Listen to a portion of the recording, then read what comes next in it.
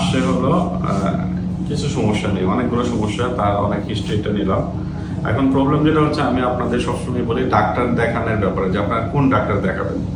ওনার pressure হঠাৎ করে বেড়ে গেছে, এটাকে আমরা বলি যে অকেশনাল প্রেশার, মাঝে মাঝে হয়তো বেড়ে যায়, বা ফ্লাকচুয়েটিং হাইপারটেনশন, এরকম কিছু থাকতে পারে। এই জন্য উনি একটা হসপিটালে গেছে, হসপিটাল থেকে তাদের সাজেস্ট করা হয়েছে যে আপনি হার্টের ডাক্তার দেখান। এখন হার্টের ডাক্তার যখন অনেকগুলো পরীক্ষা দিয়েছেন, পরীক্ষাগুলো দেখার পরে দেখছে যে ওনার হার্টে কোনো সমস্যা নেই। একটা ইউরিন পরীক্ষায় ওনার হচ্ছে প্রোটিন 1+ বা এইরকম সামথিং কিছু আসে। তখন হার্টের ডাক্তার তাকে পাঠাইছেন হলো কিডনির ডাক্তারের কাছে। এখন কিডনির ডাক্তারের কাছে যখন গেছে, কিডনির ডাক্তার আবার সব পরীক্ষা করে দেখছে যে না, ওনার কোনো পরীক্ষা মানে ওনার কিডনির কোনো প্রবলেম নাই। ওনার তখন একটা আলট্রাসাউন্ডে আসছে হলো গ্রেড 1 ফ্যাটি লিভার। তখন ওনাকে বলছে যে আপনি লিভার ডাক্তারের কাছে যান।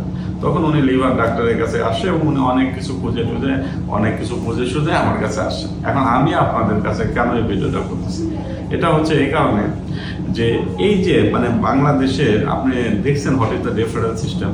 আপনি যখন বিদেশে যাবেন, আপনি চাইলে একজন কার্ডিওলজিস্টের কাছে যেতে পারবেন না, আপনি চাইলে একজন নেফ্রোলজিস্টের কাছে যেতে পারবেন না, কারণ তারা ওই বিষয়ে বিশেষজ্ঞ। একজন নর্মাল এরকম মানে হঠাৎ করে প্রেশার বেড়ে গেছে এরকম একজন রোগী কার কাছে যাবে বলেন তো?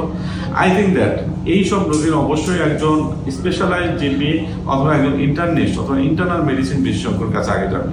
কারণ উনি যখন এই রিপোর্টগুলো দেখতে পারতেন, উনি কিন্তু এনাফ এই প্রত্যেকটা জিনিস সলভ করার জন্য, উনি ওনার ফ্লাকচুয়েটিং হাইপারটেনশনের কজ সলভ করার জন্য এনাফ। উনি ওনার এই যে প্রোটিন ইউরিয়া 1+, এটা ইউটার জন্য হতে পারে, নর্মালিও হতে পারে, এটা যে আসলে কোনো ব্যাপার না, এটা যে কিডনির জন্য কোনো সমস্যা না। একজন ইন্টারনিস্টের কাছে গেলে উনি কিন্তু কিডনির ডাক্তারের কাছে পাঠাইতো না, ওনার কিন্তু এতগুলো টাকা খরচ হতো না। তারপরে এই যে গ্রেড 1 ফ্যাটি লিভার, এটাও কিন্তু বাংলাদেশে বিভিন্ন কারণে গ্রেড 1 ফ্যাটি লিভার হয়, সেটা নিয়ে আমার অনেক ভিডিও আছে, আপনারা চাইলে দেখতে পারেন। কিন্তু উনি কিন্তু একজন ইন্টারনিস্ট, কিন্তু এই গ্রেড 1 ফ্যাটি লিভারের জন্য এই লিভার বিশেষজ্ঞ হিসেবেও আমার কাছে আসতো না বা অন্য জায়গায় দেখাতো না।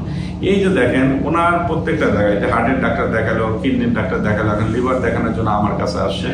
এই যে 3টা জায়গায়, একটা জায়গায়ও ওনার দৌড়াতে হতো না। উনি যদি একজন ভালো ইন্টারনিস্ট বা ইন্টারনাল মেডিসিন স্পেশালিস্টকে দেখাতে পারতো, এবং পরবর্তীতে সে যদি মনে করতো না তার এখন নেফ্রোলজিস্টের কাছে যাওয়া দরকার বা আদার যাওয়ার কথা, তখন কিন্তু তার কাছে যেত। যেরকম আমি এখন ওনাকে কিন্তু তেমন কোনো টেস্টই করাবো না, বলতে আসলে কোনো টেস্ট করাবো না ওনাকে। আমি অন্যের রিপোর্টগুলো দেখে আমি ওনাকে একটা প্রপার ট্রিটমেন্ট এখন আমি দিয়ে দেবো। কিন্তু এই যে এতগুলো টাকা খরচ করলো, অথবা উনি যদি আমার কাছে না আসে অন্য একজন ডাক্তারের কাছে যাইতেন, একজন লিভার, সে কিন্তু লিভারের এক গাদা পরীক্ষা করাতেন, উনি আরও কিন্তু ফিনান্সিয়ালি ক্ষতিগ্রস্ত হতেন। তো আমার কথা হচ্ছে যে আপনারা কোন ডাক্তার দেখাবেন এবং বাংলাদেশের হেলথ সিস্টেমটা আসলে কীরকম হওয়া উচিত, এই ছোটোখাটো ব্যাপারও হয়ে কি আসলে এই সুপার স্পেশালিটি বা সাব স্পেশালিস্টের কাছে যাওয়া উচিত কিনা, অথবা সঠিক রেফারেল সিস্টেমটা থাকা উচিত কিনা, অথবা একজন মানে আমরা একটা লেভেলের একটা ভালো ডাক্তারকে আমরা সমাজে ছাড়তে পারি না, যে একটা লেভেলে এই মানে ইভ্যালুয়েশন করতে পারবে। এই একজন কিডনির 1.3 আপনি কিডনির ডাক্তারের কাছে যান, উনি কিডনির ডাক্তার, উনি কী করবে কিডনির ডাক্তার এই রোগীটা নিয়ে? আমাদের দরকার হচ্ছে মোর ইন্টারনেস্ট, মানে আমাদের একটা লেভেলে চিকিৎসা করার জন্য, বোঝার জন্য, কোথায় পাঠানোর জন্য, কোথায় পাঠাতে হবে এটা বোঝার জন্য যে ডাক্তারগুলো দরকার, সেই লেভেলের ডাক্তার দরকার। আমি দেখছি যে এই সুপার স্পেশালিটি বা এই সাব স্পেশালিটি করে রোগীদের যে এত বিড়ম্বনা, তা বলে আমি শেষ করতে পারবো না। আমার কথা, যারা ডক্টর আছেন বা যারা এই কাজ করেন, আশা করি সবাই বুঝতে পারবেন। ধন্যবাদ, সবাই ভালো থাকবেন। আসসালামু আলাইকুম।